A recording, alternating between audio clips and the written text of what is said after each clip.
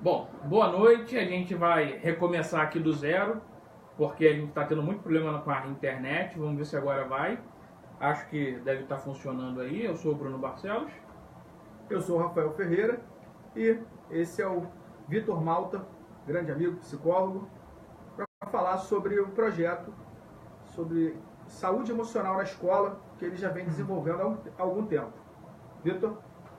Então, é um trabalho minucioso, né? É um trabalho que a gente vem buscando cada vez mais implementar e enraizar e transmitir essa ideia, a inclusão, a saúde mental, né? Então são pontos cruciais para o desenvolvimento do indivíduo como humano e da escola como ferramenta desse recurso humano, né? De humanizar o outro. Então é um trabalho que a gente precisa se aprofundar bastante nele, reconhecer-se nele, né? Eu acho que toda profissão precisa disso, né? Você se reconhecer nela, senão você continua fazendo mais do mesmo. Mas esse aprofundamento sobre essa experiência, ela tem que ser lidada no cotidiano. E aí é o aprendizado contínuo, né? A gente tem casos maravilhosos, por exemplo, na escola, em que a gente vê uma criança, por exemplo, que chega com problemas de higiene, por exemplo, né? Crianças que defecam nas calças, e aí passa um mês nessa amplitude da inclusão, e aí ele acaba com aquilo. E aí a gente se encontra ali naquele momento, entendendo que a inclusão daquele indivíduo aconteceu, né? A inclusão é exatamente isso, é quando esse indivíduo ele se adequa ao meio social, né? A gente tem casos que a gente escuta, que a gente atende, né? De pais com amplitude da inclusão, né? É quando você pega esse indivíduo que nunca veio ao meio social e coloca ele. Mas como é que você vai colocar ele? Vai jogar ele lá, né? Vai jogar ele lá naquele meio? É como pegar a grande propriedade do bullying está nisso, né? E o indivíduo Não, conclui, exclui. Voltou. Só porque a gente falou. O problema é que... Será? Vou falar igual o príncipezinho, se veio para ficar, pode entrar. Se não, avisa logo que eu já parei umas 3 vezes aqui já. A gente aqui tá com um problema sério de internet. Toda vez que vai fazer live, começou semana passada e hoje está nos perseguindo aqui. Bom, pessoal, dá um feedback pra gente aí, ver se voltou, se tá tudo ok. E a gente vai seguindo aí. Beleza? Então, o Vitor, ele estava falando sobre a questão aí da inclusão. Sim. Vou pedir que você tente retomar seu raciocínio. Vou tentar. Da próxima vez a gente vai marcar um lugar, vamos todos fisicamente a esse lugar. E aí não vai ter problema com a internet. O Vitor tem uma questão com as redes, né? Com uma questão de não muita simpatia por essas ferramentas digitais aí. O que eu acho que a lança, por exemplo, é uma coisa maravilhosa, né? A lança. Você curte algo mais primitivista? Sim. Porque era tecnologia a lança, sim, né? Era algo, top de linha. Era tipo o PlayStation 4 para a molecada. Então o cara que tinha uma lança era o rei da história. Então, vou tentar retomar. Minha cabeça é um turbilhão, tá, gente? Então, manda aí, ó. Esse animal tá falando um monte de coisa, eu não tô entendendo nada. Aí eu dou uma paradinha. Então, vamos lá. Eu acho que uma perspectiva que a gente precisa tomar para a gente entender, um exemplo, o bullying. Vou tomar esse exemplo, tá? Saúde na escola fala muito disso. As questões que a escola trazem do comportamento para o bullying, né? Se a gente pegar animais selvagens e colocá-los presos em um ambiente fechado, dar comida para ele de hora em hora, isso é uma pesquisa feita, acho que foi na Austrália, eu estava lendo ontem sobre isso, uma pesquisa feita na Austrália com tigres siberianos que foram tirados do seu habitat natural, colocados num habitat bem grande, mas que ainda assim eles estavam fechados nesse habitat e eles eram alimentados de hora em hora. O que foi notado é que a violência desses animais aumentou. Ela ficou espontânea, se tornou uma violência espontânea. Dentre eles mesmos e já não são animais grupais e ainda com ou qualquer outro tipo de animal. Tem um vídeo na internet muito interessante que solta umas galinhas para um tigre. Uma galinha dá um tipo Maradona, sai correndo, desesperada, pô, já era, né, pai? E, ou seja, isso são experiências feitas para entender a violência animal. A violência animal também está na gente, porque nós somos animais, apesar de não parecer, né? Porque por causa da nossa irracionalidade, a gente não parece um animal, a gente parece um ser extraterrestre, né? Mas aí a gente consegue perceber a violência de estar aprisionado. Foucault falava muito nisso, né? No aprisionamento, de como vigiar e punir esse indivíduo que está aprisionado. E qualquer instituição que aprisiona vai transmitir a violência. Então vai colocar o pior do que você tem para fora, né? E aí você imagina você numa instituição fechada, com sua amplitude de violência à flor da pele, imagina um jovem de 13, 14 anos, e aí ele identifica no meio daquele grupo alguém que está fragilizado. E aí ele se remete ao seu instinto, né? Ele volta ao seu instinto primitivo, que a gente acha que a gente só acessa a subjetividade. Nós somos seres extremamente subjetivos. Não somos. Infelizmente, ou felizmente, não. O grande problema, e aí a gente tem Piaget falando sobre isso, o grande problema de trabalhar com o nosso instinto é que a gente também o subjetivou. A gente subjetivou a comida, o ato sexual, a gente objetivou a linguagem, né? Subjetivou a linguagem e também o instinto. Então, o instinto subjetivado, ele é uma bomba relógio, que a qualquer momento, né? Essa semana eu estava vendo o jogo lá do Mengão e o cara machucou o Diego e você vê o instinto primitivo no cara, ali, ele pegou o cara pelo pescoço, né?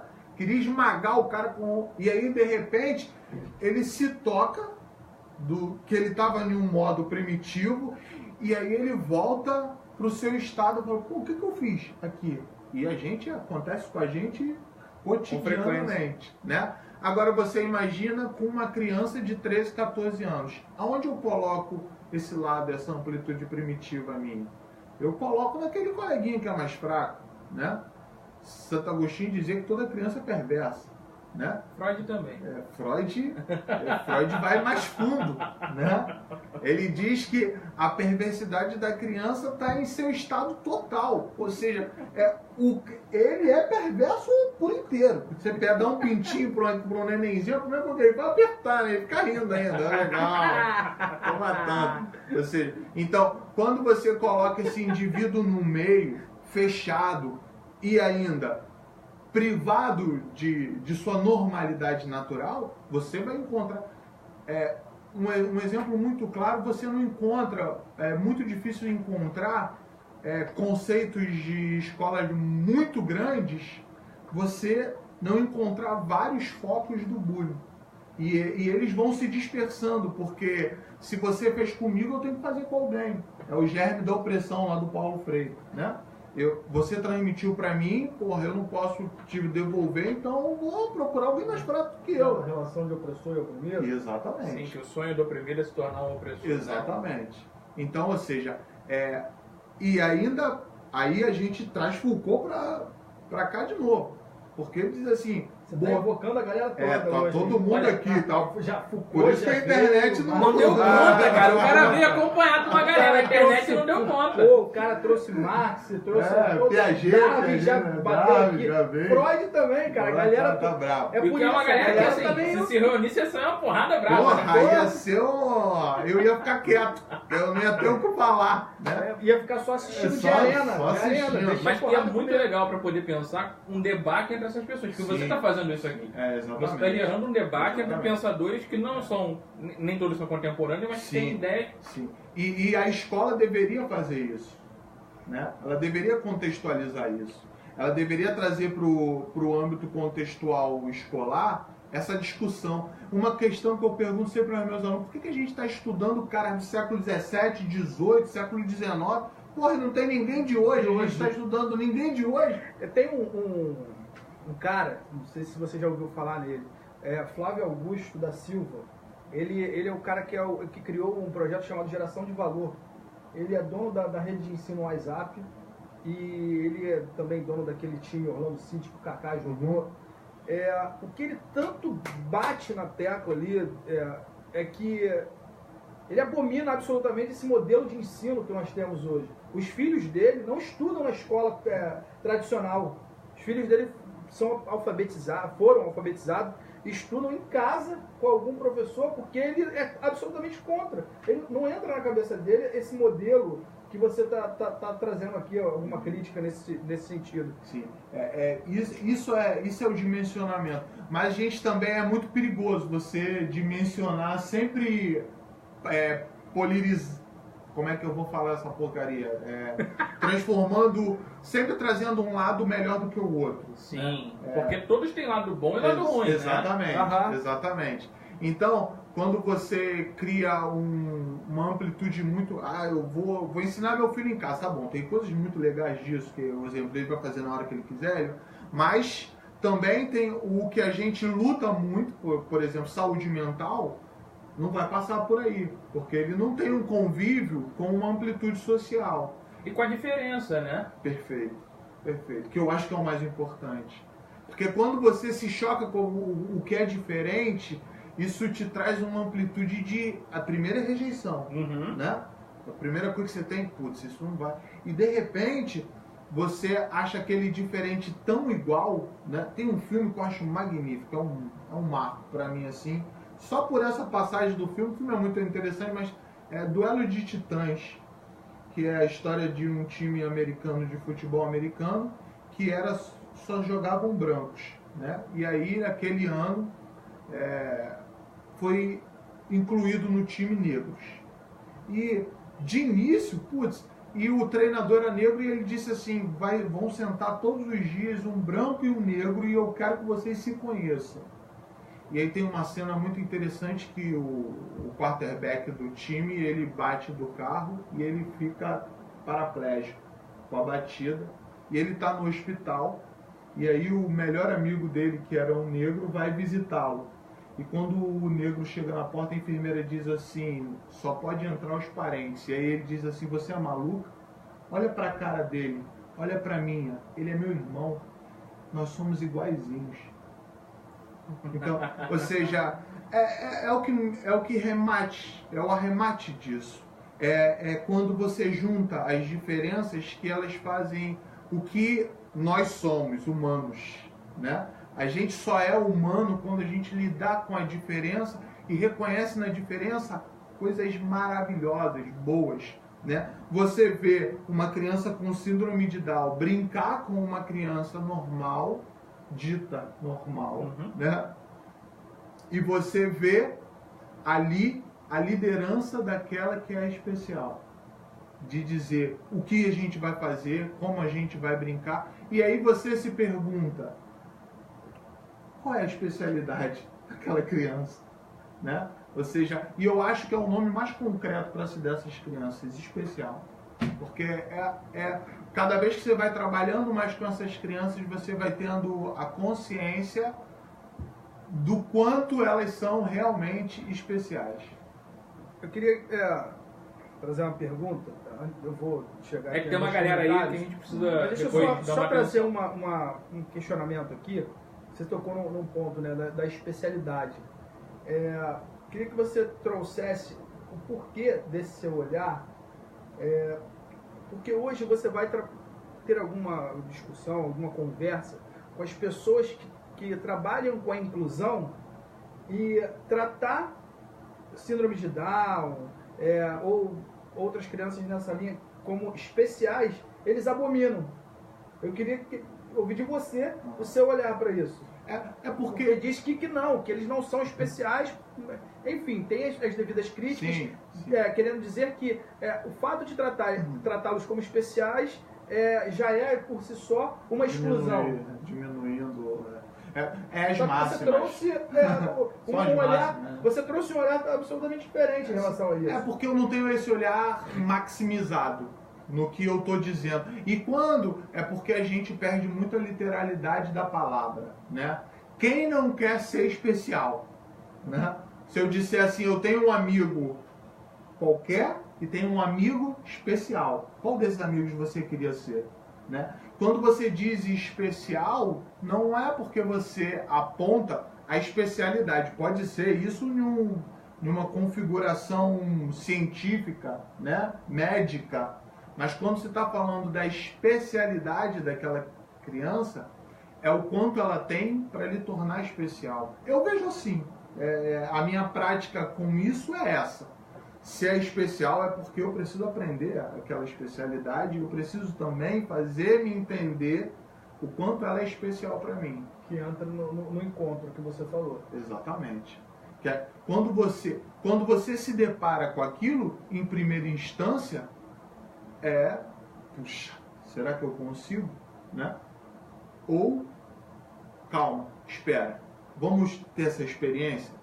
Antiga, quando eu saí da faculdade, as ideias eram essas, né?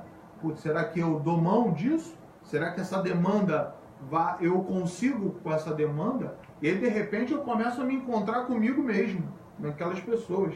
E aí eu começo a dizer assim, puxa, dá para fazer, dá para fazer. Eu tenho uma argumentação que alguns colegas psicólogos abominam. Que tem uma... Deixa eu pegar minha água. Então. Bebe água, porque esse momento é crucial. Esse momento é crucial. Vai lá. Eu digo assim, existe uma psicologia para cada ser humano no mundo. E você precisa ser psicólogo. Tem muita gente que é junguiano, freudiano, gestaltista. É gestaltista que fala? Não sei nem. Você é terceira força, os caras são até Jedi. Mas, porra... Psicólogo o cara não é, né? Então, ou seja, a gente como pessoa humana, a gente tem que entender primeiro qual é a demanda do outro. Isso é ser psicólogo. É quando você se encontra com o outro, é claro que você não vai torná-lo íntimo, né? Ou seja, mas você precisa entendê-lo, reconhecê-lo como ser humano primeiro.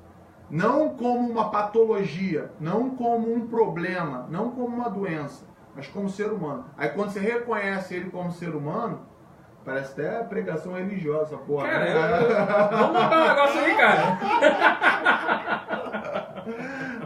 Mas é por isso que a gente se distancia muito, né? Porque às vezes a gente fica com um conceito assim, de dizer, putz, é Padre Marcelo ou é o psicólogo? Né? Então, não, a grande razão da psicologia, eu acho bonito pra caramba a termologia, a onomástica da palavra. Psicologia é o estudo da alma. Putz, até então ninguém sabia o que era razão, o que era consciência. E até hoje tem gente que não sabe, né? Estamos ainda a passos bem vagarosos para chegar a entender o que é isso, né? Então acho que é isso que a gente precisa entender de uma vez por todas, tanto profissionalmente como humanamente, que eu acho que é mais profundo, né? E que eu acho que é mais difícil, porque esse conceito, ele por mais que a gente consiga definir aqui em palavras, ele precisa ser vivido, né? Sim. E aí que demanda mais, a problemática está aí, na experiência de vivenciar isso, né? E aí quando você o faz, isso se torna quase uma overdose para você. O que adianta você ser o maior teórico do mundo se você não vivencia? Aí é que tá. Que aí tem cara que escreve. Essa semana eu tive uma discussão com um amigo muito próximo, escreveu livro, cheio de teoria. Mas cara, a prática é rasa. Eu estava conversando sobre isso com um amigo que trabalha junto comigo, sobre dependência química, né? Hoje, ao ler um livro, e a gente acaba tendo conhecimento disso no início. Você começa a perceber que a pessoa escreveu, mas não vivenciou. A pessoa escreveu, mas não tem a prática. Eu fico pegando aquilo ali para ler e falo assim, para que eu estou lendo isso aqui? Não adianta. O cara não vivenciou lá. Ele não vai a emoção, aquilo, sentindo sangue, o que aconteceu para poder me dizer. É isso aí. E aí esses livros eu acabo deixando de lado. É porque escrever é uma experiência que não precisa ser vivida, né? Eu posso... Ficcionar, né? Exatamente. Isso aí, pronto, matou. É isso. Entendeu? Então, eu acho que a gente precisa mais de experiências humanas do que teorias humanas. Teorias humanas a gente tem um monte por aí. Você vai ver, vai ter milhares. Agora, experiências humanas, essa é uma coisa bem distante de teoria. Mas fazendo aqui só um adendo, porque aí mexe comigo e com valores que eu tenho, acho que ao mesmo tempo que a experiência é soberana, e eu falo isso com o Rafael com frequência, a prática é soberana.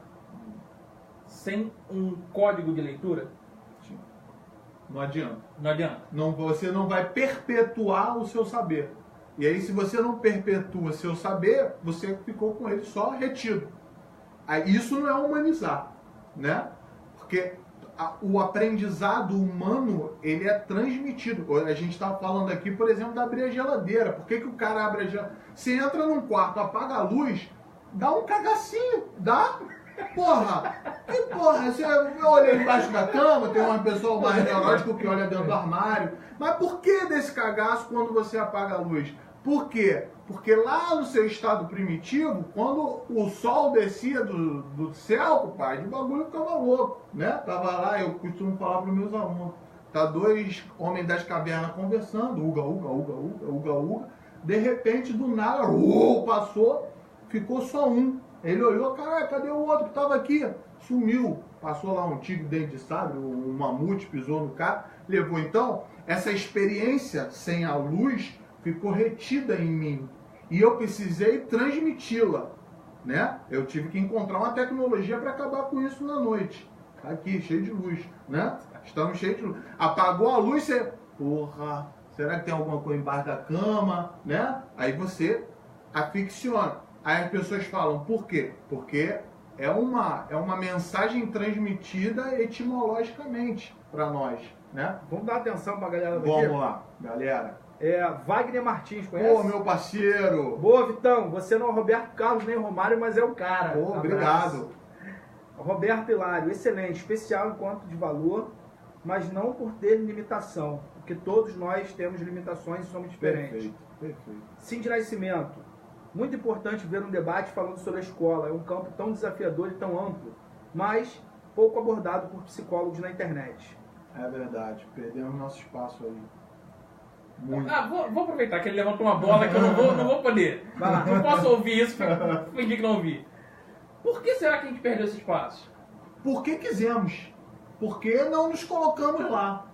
Porque quando a demanda veio, eu recebo, cara, criança diagnosticada por professor. Olha, o professor, ele disse que ele é autista. Eu recebi uma criança que o professor disse que a criança era autista.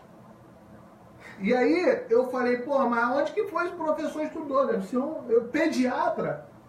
Envia, esse garoto tem algum problema psíquico. Tem que procurar um psicólogo. Ou seja, tem um monte de profissional trabalhando no nosso lugar, sem que a gente dê demanda disso, nem se coloque lá. E aí quando chega, eu disse para a mãe desse que disse que era autista, eu disse assim, eu também sou desligado.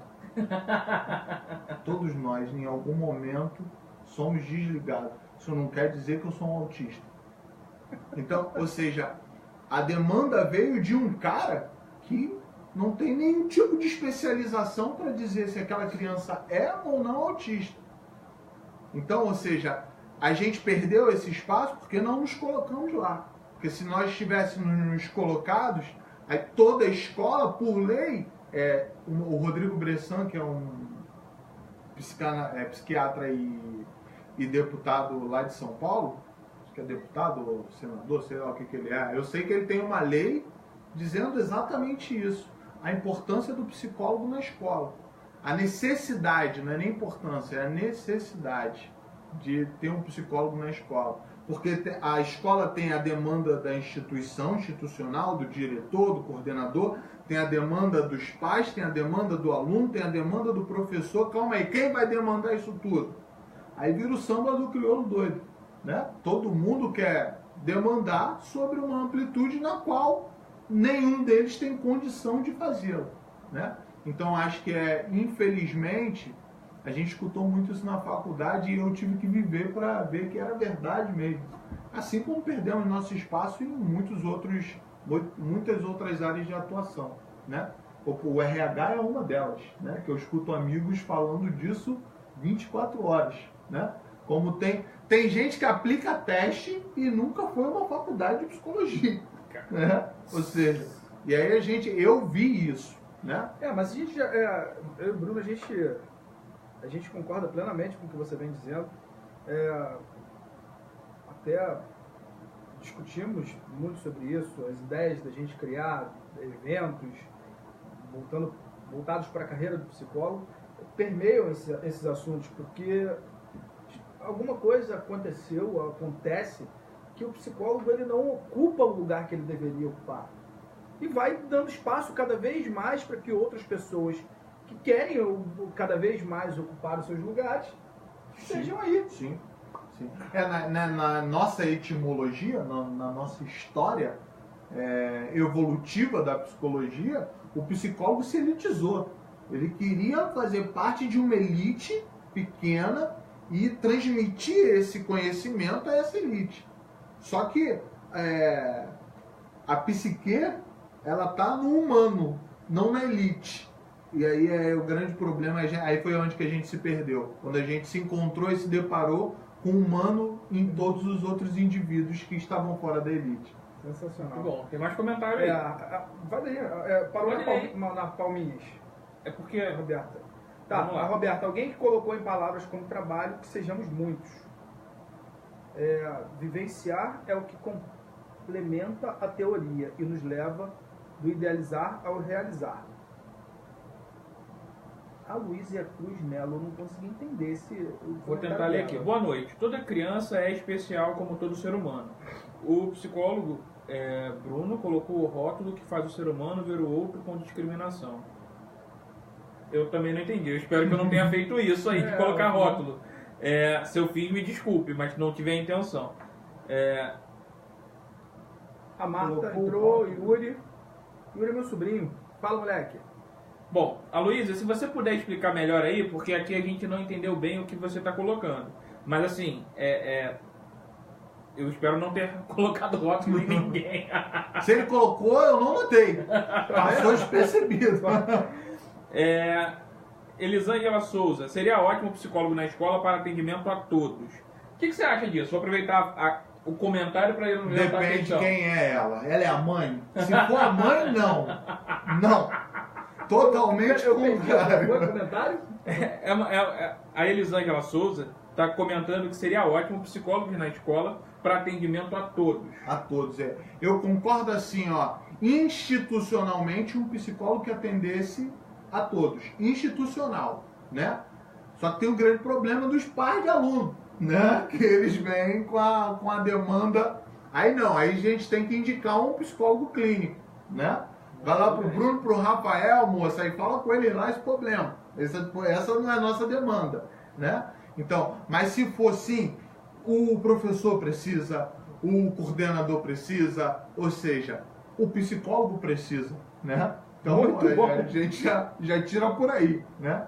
Muito bem. Raquel lá. Raquel Moreira, cara. A Raquel que estudou com a gente. Cara, sensacional. Que gracinhas, meus amiguinhos da faculdade. Parabéns, amigos. Raquel tem uma história magnífica que não pode contar aqui, mas você lembra da sua capa de modelo? Eu lembro. Você lembra daquela capa de modelo? Foi sensacional. Depois a gente conta pro Bruno só pro Bruno, tá, Raquel? Retomando, a Roberta falou, por não ter essa demanda que acabam vindo por nossos consultórios, a necessidade existe. E a Luísa, trabalhei como psicólogo na escola, o professor nem tentava dar seu parecer sobre assunto que cabe a um profissional da área de psicologia. Eu acho que a Luísa está tentando colocar um ponto a ponto. de que ela atuou durante muito tempo em escola e que, na experiência dela, felizmente, teve professores que tinham esse discernimento de separar as coisas, né? Pô, que legal. Porque eu também sou professor, tá? Eu tô nesse balaio aí também, né? Então, ou seja, o que a Luísa está colocando é uma experiência totalmente concreta, correta. É isso que tem que acontecer mesmo, né? Porque essa semana eu tava, não tem nada a ver com isso, mas é uma coisa que faz uma alegoria a isso, né? Eu estava vendo um depoimento do jogador Vampeta. Ele estava contando uma história que aconteceu com o Edilson, outro jogador, que chegou lá, era amigos do Ronaldo contra amigos do Bebeto. E aí o Edilson chegou lá no vestiário e pegou a camisa 10. Aí logo o Ronaldo veio para ele e falou assim, pô, o Edilson, o Naldo cantou, ele cantou o hino aí, ele vai jogar. Então você deixa ele jogar 10 minutinhos e depois você joga. Aí ele se indignou. Ele falou assim, vem cá, vocês me trouxeram lá da Bahia para ver o Naldo jogar. Já pensou? Era a inauguração do Maracanã. Já pensou se o Naldo faz o primeiro gol da inauguração do Maracanã? Eu peguei o microfone e fui cantar lá? Não sei cantar, meu negócio é jogar bola. É exatamente isso. Eu sou psicólogo. Então a sua demanda é a psicologia. Eu sou professor. Então a sua demanda é a pedagogia. Então não se misturem. Não queiram fazer o que é o papel do outro. Porque o que acontece, e o que eu estou dizendo aqui não é o que me contaram, é uma experiência minha, né? Uma experiência minha, aonde chegam alunos trazidos por seus pais, diagnosticados por professores ou por diretores e coordenadores. E eu acho que isso não é nada assustador de ser dito, né? Como psicólogos, eu conheço milhares que trariam aqui depoimentos iguais ao meu, né? Agora, o professor que se coloca no seu lugar de professor e diz para a mãe, olha, ele não está se comportando na sala, seria ideal você procurar um psicólogo, não diagnosticar, não dizer, esse garoto tem autismo. Não, aí não. Uma coisa é você relatar que você percebe alguma questão que merece uma atenção. Tudo bem. Isso... Uma coisa é você levantar a dúvida, outra coisa é você dar a resposta, né? Perfeito. Isso acontece muito na... Porque para mim dar resposta, eu tive que estudar 5 anos da minha vida. 10 períodos. Né?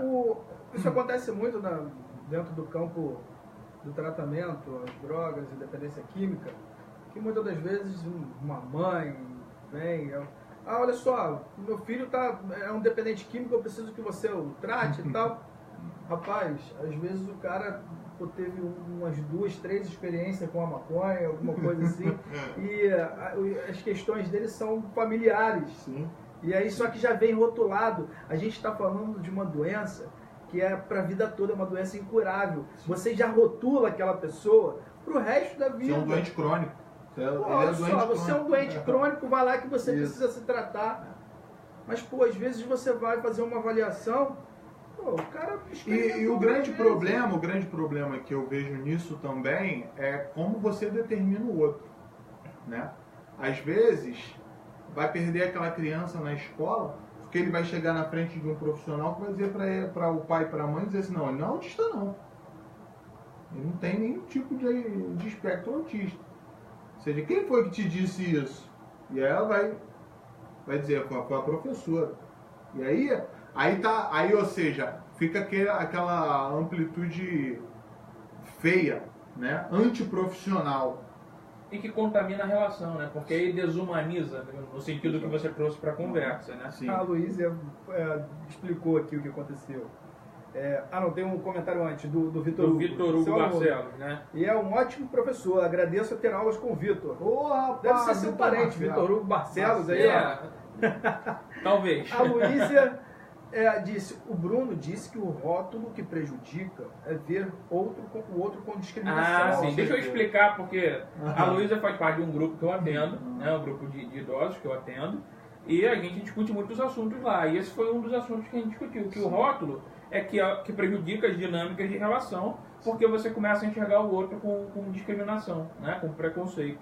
Então é isso mesmo. Assim. Rótulo é feito para remédio, livro, objeto. O humano não pode ter rótulo. Não pode rotular o que é humano. Se você... Eu tenho um livrinho que foi me indicado por... Rapaz, esqueci o nome do professor agora, que pecado. O professor da faculdade, ele indicou um livro chamado... Mauro, lembra? Da filosofia. Mauro, primeiro e segundo período. Isso aí, bem antigo. Ele falou sobre quem tem medo da ciência, um livrinho dessa finurinha. A primeira página desse livro, Quem tem medo da ciência, ele diz assim: nós somos seres subjetivos e nós não compreendemos quem somos ante a nossa humanidade, ou seja, a nossa subjetividade. Então, diante disso, eu nunca posso crer no que é concreto. Já é da minha natureza. Para mim crer no que é concreto, eu preciso da ciência. Eu preciso de investigação, formulação, reformulação, conhecimento, experiência, ou seja, é algo que transcende a minha natureza. Então, a ciência é uma ferramenta humana para reconhecer algo que se repete em qualquer tipo de aspecto, né? Agora, a psicologia serve para não permitir o concreto, sempre manifestar o subjetivo. Nós somos seres subjetivos, quer você queira, quer você não queira, né? Eu sou um cara extremamente careta, né? Apesar da minha loucura me torna muito careta, né? Por exemplo, o LED lá, isso é uma coisa, é um ápice da loucura eu achar que tá...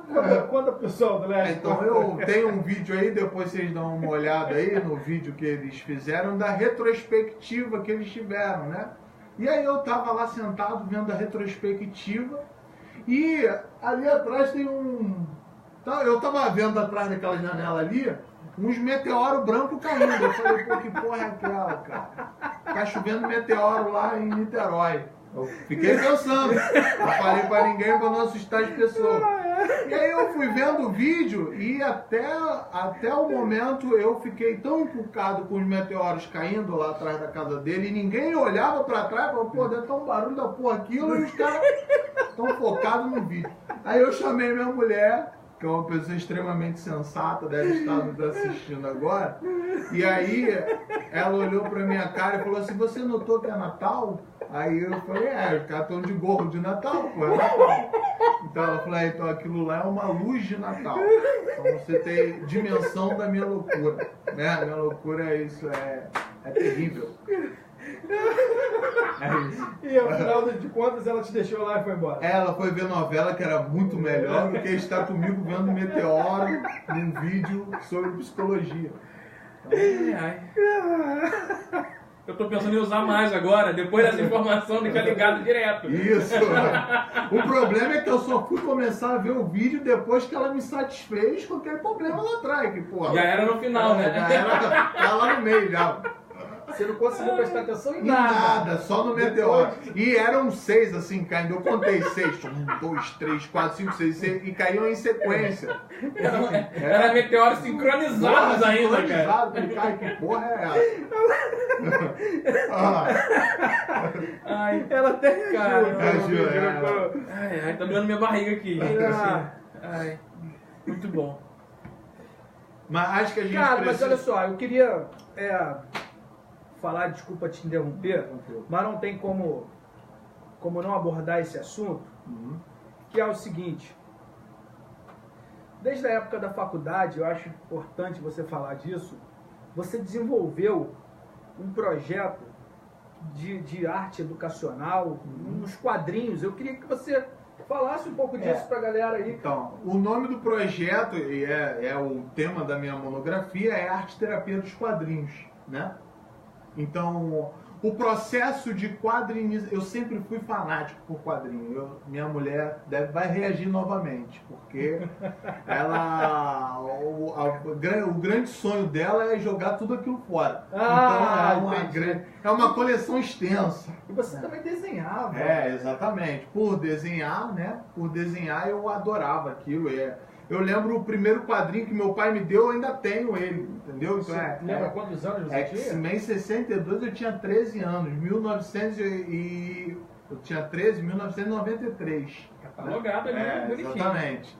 Então era a formação que chegava o Wolverine, a Tempestade, Colosso, Noturno, eu fiquei enlouquecido com aquilo. Então os quadrinhos sempre me atraíram e é uma mídia que ainda continua no papel, né? Apesar de todo o avanço tecnológico, os quadrinhos ainda continuam no papel. E hoje a gente tem um boom disso, né? O cinema, por exemplo, tem um boom dos quadrinhos. E a primeira parte da minha monografia é falando exatamente sobre o arquétipo do herói. Aí a gente vai usar Jung, né? O arquétipo do herói e como... Tava faltando ele, né? Tava faltando. Pô, aí é o meu mestre, né? O cara que, porra, fica ali por trás de mim, sem maldade nenhuma. Já deve ser só em espírito, ou seja, não há maldade. Então, e o arquétipo do herói, ele é muito incisivo na nossa natureza, né? A gente pensa em ser herói e no herói. A mulher, por exemplo, então, o aspecto do herói para ela é muito mais incisivo, né? É o arquétipo daquele cara que vai chegar e vai resolver os problemas. Era o cara lá do Guilherme, né? É o cara que chega e fala, porra, numa balada, você encontrar o seu herói numa balada, putz, você tá bem na fita, né? Porque, pô, você encontrou a agulha no palheiro, que você falou, né? Vamos procurar uma agulha no palheiro. Você aí encontrou. Então, o arquétipo do herói, ele tá muito irrigado em nós. Então, a gente vive pensando nesse herói 24 horas, em ser e na... Você está numa rua sozinho, você já pensa em alguém, pô, passa alguém aqui que vai ser meu herói, se passar, né? Ou seja, então, isso está incutido no nosso... A mitologia grega é toda basada nisso, né? Na tragédia do herói. O herói que vai passar por um processo trágico. E aí eu comecei a estudar os heróis e coloquei-os no divã, né?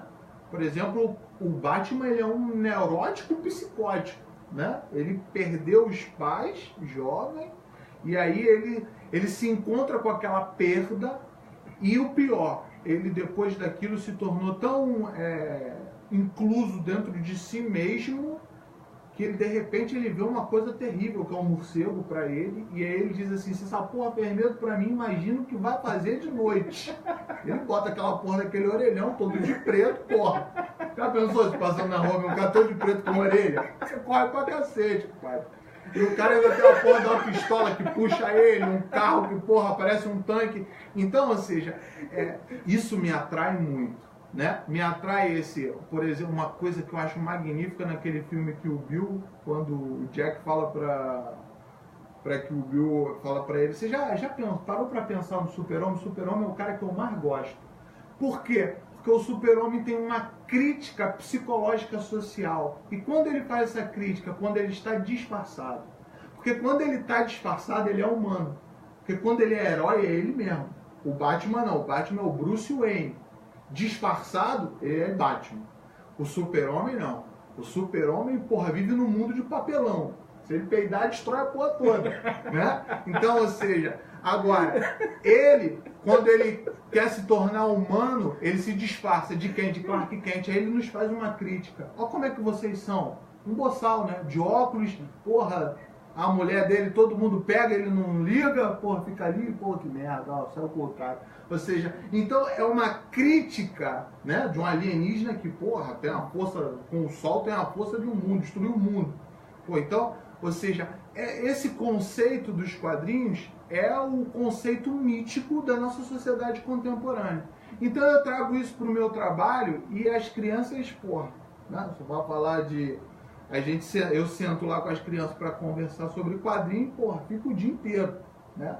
E aí, algumas coisas que eles não entendem, outras coisas que eu não entendo, e a gente fica naquela troca. Então, a gente tem um trabalho terapêutico e, de repente, a gente se coloca a fazer um quadrinhos. É um processo todo de quadrinização.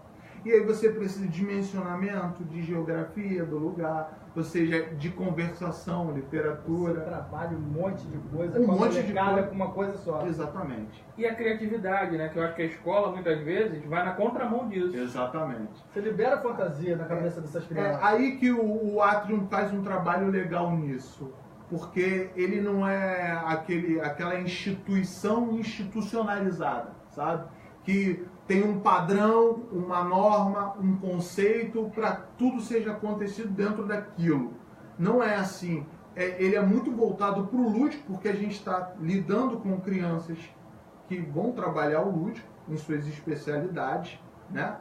E diante desse trabalho, a gente começa um conceito novo. E cada um traz seu conceito. Você vai querer fazer história de quadrinho de quê? Do elefante rosa, borboletinha, de asinha de borboleta. Mas deixa eu te fazer uma pergunta. Até por te conhecer, de saber um pouco da sua história, desenvolvimento profissional. O Colégio Atlas já era assim?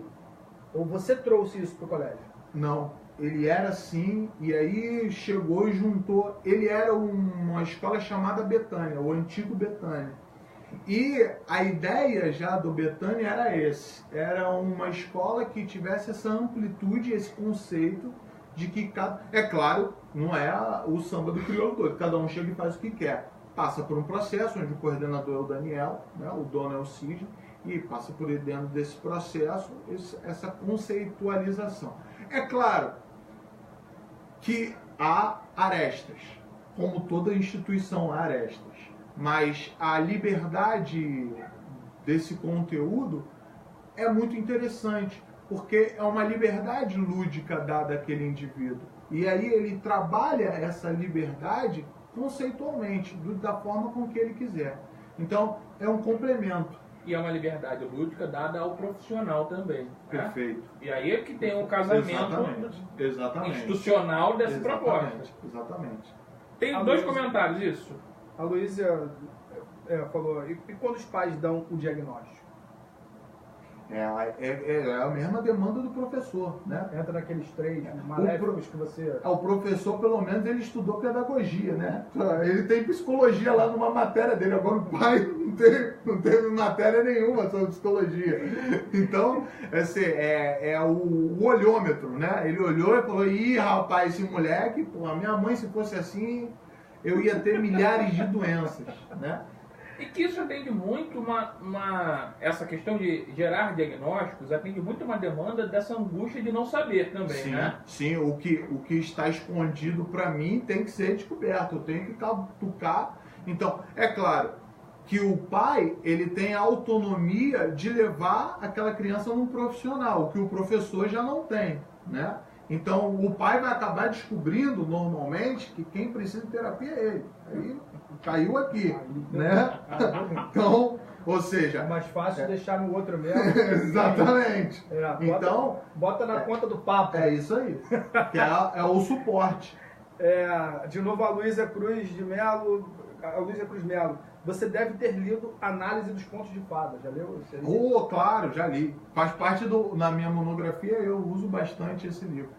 Que eu esqueci o escritor, bota aí para me lembrar o nome do escritor. E a Lohana Siriaco. Minha prima. Família aí, ó, tá vendo? Ela com orgulho de você. É siríaco. Siríaco. A todo orgulho, orgulho, muito obrigado. Também tem de você. Dentro dessa proposta do lúdico, dentro dessa proposta dos quadrinhos, da criatividade, como é que você viu o desenvolvimento dessa parte emocional nessas crianças que passam por isso? Putz, aí você falou do bagulho que a gente tinha tratado antes de começar o vídeo. Eu falei pra ele, poxa, vai chegar uma hora você sapeca essa pergunta pra porra, ficar tudo sensacional. Porque aí é que tá a experiência do humano. É quando aquele cara lá vem e te surpreende e te fala, pô, como é que você fez isso, cara? E aí é o professor questionando o aluno como é que faz aquilo. E eu quero isso transmitir para outros que vão chegar. Então, ou seja, aí é que está o sabor disso tudo. Né? Qual foi a tua pergunta? Agora nem sei. Como? Não, como ele percebe o desenvolvimento emocional dessas crianças que passam por esse processo. Porque o processo, aí você às vezes encontra aquele herói é aquela criança. Às vezes, o personagem que precisa do herói é aquela criança. E aí você encontra ali, e aí tem o conceito arte terapêutico, né? De você entender, por intermédio do desenho, a demanda da criança. A expressão de algo mais profundo ali, né? Exatamente. Que é fundamental. Que é aí que está o ponto crucial de todo o trabalho, né? É de você encontrar naquele trabalho o aspecto real do porquê aquilo foi feito. É um conceito artístico, são técnicas utilizadas como desenho, mas no final de tudo, porra, tem que achar o humano dentro disso. Porque se não achar, não tem o barato. É a mesma coisa você fumar maconha por fumar sem sentir barato. Pô, qual é a graça? Ninguém fumava essa porra, né?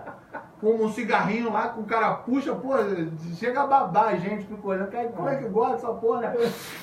O cara vai lá no espírito dele, tira pra fora, né? Então, ou seja, esse é meu barato. Quando eu vejo isso acontecer, eu fico ali, putz, é isso. Pra isso que eu nasci. Vive a sua irmã? Vive a minha irmã. Tá dizendo que papai tá assistindo. Papai tá... alô pro papai. Meu pai é uma sumidade. Tem muitas histórias do meu pai que eu não posso contar aqui, porque isso não é pra contar a história do meu pai. Mas meu pai, a gente tem uma discussão muito grande sobre nascer ou não. Ser ou não ser. É muito shakespeariano o bagulho. Você imagina. Meu pai eu sou uma réplica dele, né? Então você imagina, a loucura que tem nele é muito maior do que está em mim, né? Vou aproveitar porque eu acho que o pessoal ainda não sabe, que eu acho que você não comentou, que você faz mestrado em filosofia. Como é que você articula, ou você articula, a pergunta melhor é essa, você articula esses conhecimentos nessa prática? Acaba passando? Então, a filosofia Kant dizia uma coisa que eu acho muito interessante. Nós somos filósofos sem precisar de diploma, dessas bostas. Não precisa de um papel na parede você ser filósofo. A filosofia é um aspecto natural da humanidade. Na hora que eu sentei lá vendo aquele vídeo e vi a porra dos meteoros caindo, eu produzi filosofia naquele momento. Eu falei, caralho, que bagulho. Apocalíptica, mas era filosofia, claro. Exatamente. Era uma filosofia apocalíptica. Então, a filosofia, ela é um abre portas, né? A matemática não existiria sem a filosofia, a química. Essas coisas começaram com, porra. Por exemplo, eu adoro Aristóteles porque o cara mais viajado do mundo era Aristóteles. Ele diz assim, porra, aí dá só olhando. Sem ferramenta nenhuma. Era tipo, por que a água cai pro chão e quando eu acendo um fósforo a labareda fica para cima? Porque tudo tem que voltar a seu local de origem. Porra, como é que esse desgraçado pensou nisso? Ele não sabia de polo magnético, ele falou isso. Ele falou, a água escorre para encontrar o mar e o fogo sobe para encontrar o sol. Eu falei, porra, até eu acredito nessa merda. Tô acreditando agora, né? E aí você começa a entender a sua humanidade, a sua natureza humana, né? Ou seja, você começa a se chocar com você mesmo. Filosofia é um aspecto cotidiano da sua vida. É algo que você produz cotidianamente. Você está num ônibus, porra, você está produzindo filosofia ali a rodo. A mulher conversando aqui atrás, que brigou com o marido, o outro mandando a criança sentar ela no centro, aí você está produzindo ali. Fala, porra, pegar essa criança, botar ela no lugarzinho dela, né? Essa mulher, o problema é esse? Isso tudo é filosofia. Filosofia é a manifestação humana. Qualquer manifestação que seja humana é filosofia, né? É o feeling da vida. Então, pô, você no seu aspecto filosófico, que eu acho, o cara tem que ter um diploma de filosofia, isso é uma merda. Como é que o cara tem que ter diploma para pensar? Né? Descartes fala, penso, logo existe, porra. Tem nada de ter papel. Tô pensando aqui, tô existindo, irmão. Então pode parar com esse negócio de botar um diploma na parede. Então, ou seja, eu acho que qualquer indivíduo, humanamente falando, tem capacidade de ser um filósofo. É um filósofo. De ser, não. Né? É claro que há filosofias veladas e há filosofias expostas, né? Sócrates, Platão expôs sua filosofia.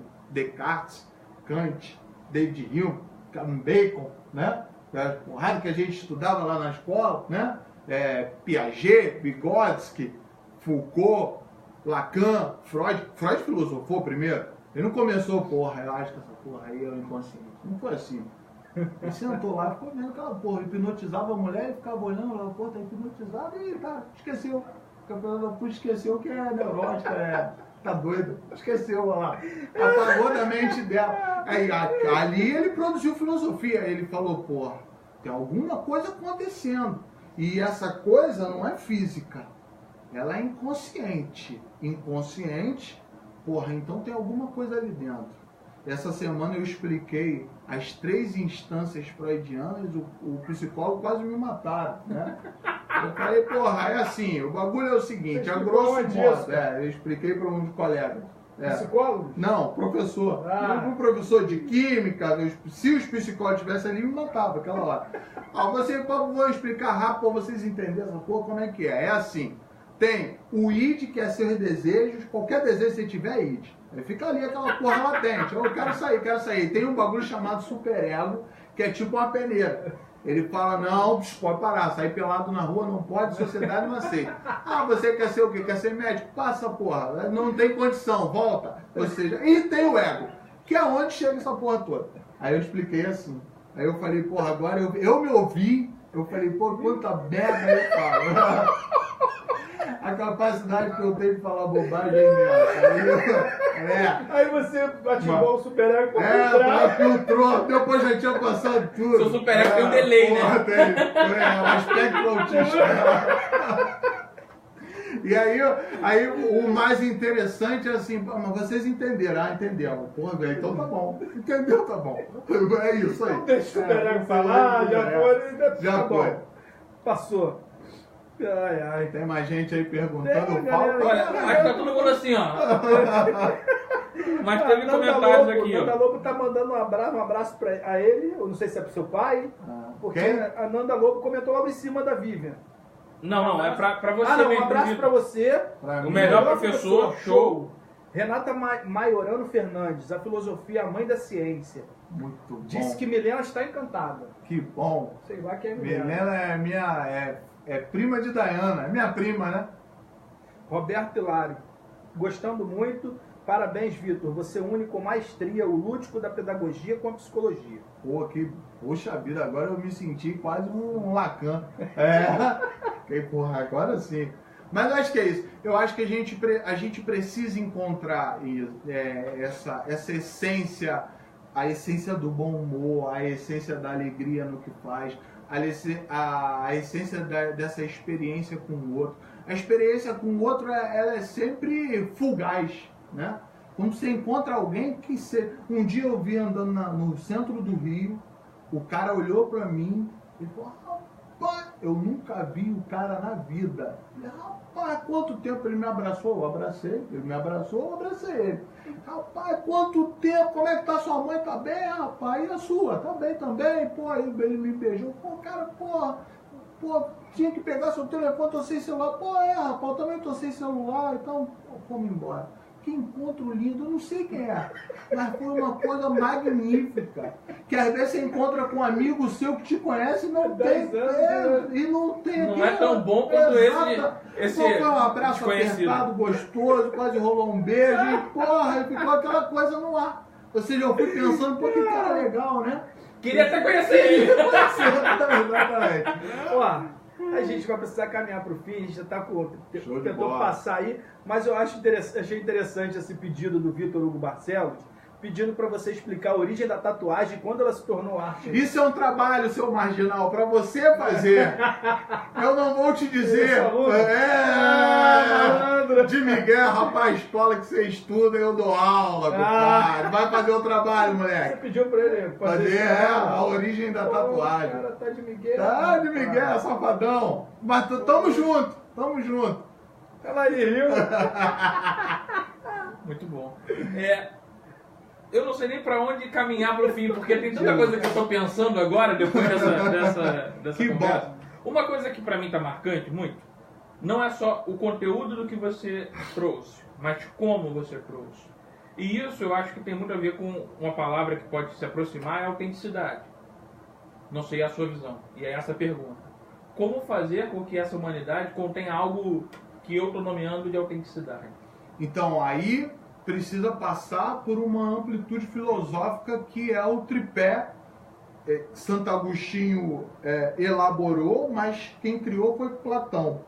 E o tripé é o seguinte: conhece-te, aceita-te, supera-te. Se você não se conhecer e não se aceitar do jeito que é, você nunca vai se superar. E para se superar profissionalmente e humanamente, você precisa se conhecer e se aceitar. E quando você se conhece e se aceita, você sabe que está naquele nível ali, né? Eu posso falar coisas as quais eu compreendo. Algumas vezes, falo coisas nas quais não compreendo. Mas se também não falar, não chegaria à compreensão disso. Então, essa aceitação de quem eu sou é a parte pior, né? Conhece-te, pô, legal. Começou com Sócrates essa ideia, passou para Platão, que era aluno dele. Ninguém sabe se Platão era uma pessoa, era uma escola. Porra, era, mas a ideia era boa, né? Então, conhece-te. Pô, conhece-te, que bom. Aceita-te, aí passa, eu trabalho muito isso na clínica, o aceita-te. Ao me aceitar, eu vou me deparar com coisas terríveis, porque eu sou um ser extremamente limitado, né? Nas minhas limitações, as arestas dessa limitação precisam ser podada, né? Então, ao entender quem sou e aceitar quem eu sou, eu trago a superação para dentro disso. E aí é exatamente essa amplitude do que é limite. O que está limitado em mim e que eu preciso estender, e o que está estendido em mim que eu preciso limitar, porque também tem isso, né? Tem gente que estende, pô, quando vai ver, cadê? A mula estendeu tanto que ela não consegue mais voltar, retornar a si mesmo, né? É exatamente o amparato da psicologia que vai dizer que você transforma o outro no que você quer. Você nunca quer o outro do jeito que ele é. Você quer o outro do jeito que você quer. Porra, aí é difícil. Você não vai encontrar no outro o que você quer. Você vai encontrar... Aí é a plenitude humana. Amar é isso. É quando você encontra o outro no estado em que está e quer ficar com ele assim mesmo. Igual minha mulher vai comigo. Encontrou essa porcaria e falou, eu vou ficar com essa merda. É a minha história de vida. E, porra, tá lá até hoje. Firme. Né? Pô, tem aquelas passagens que ela prefere estar com a novela do que comigo, mas... Meteoro caindo atrás é sacanagem, né? Gente, acho que a Bruna Santos comentou algo que eu concordo e acredito que o Rafael também, né? Cara. Bruna Santos disse, fechou com chave de ouro, excelente profissional, parabéns. Muito obrigado, Bruna. É isso, eu também concordo com a Bruna, fechou com chave de ouro, achei sensacional, espero que repercuta bastante aí, não se esqueçam de curtir e compartilhar. Essa live vai ficar disponível no nosso canal no YouTube, então se inscreve lá para poder ver depois do início, com calma, no final de semana ou mais tarde. Vai ter os contatos do Vitor, para vocês poderem também bater esse papo aí com ele. Show! Sim, pô, sem palavras, reencontrar esse maluco. A gente tinha nossas maluquices juntos na época de faculdade, e é bom saber que as nossas maluquices continuam seguindo, ele de lá, Maluco. eu de cá, as nossas maluquices continuam malucas, né? É o mais importante. Pô, não deixar perder esse fio da meada. A maluquice era tão grande que, sei lá, deve ter uns meses atrás, eu comecei o convite a ele para vir para cá e de repente isso perdeu. Aí em algum momento eu, opa, caramba, cadê ele? Aí fui lá, a conversa tava rolando. Tipo, não teve continuidade. Isso aí. Aí o convite foi de fato efetivado, ele aceitou de cara. Show de Falou, bola. pô, tô imaginando que é pra ir lá e tal. E estamos aqui, ouvindo Que esse bom. monte de coisa boa aí.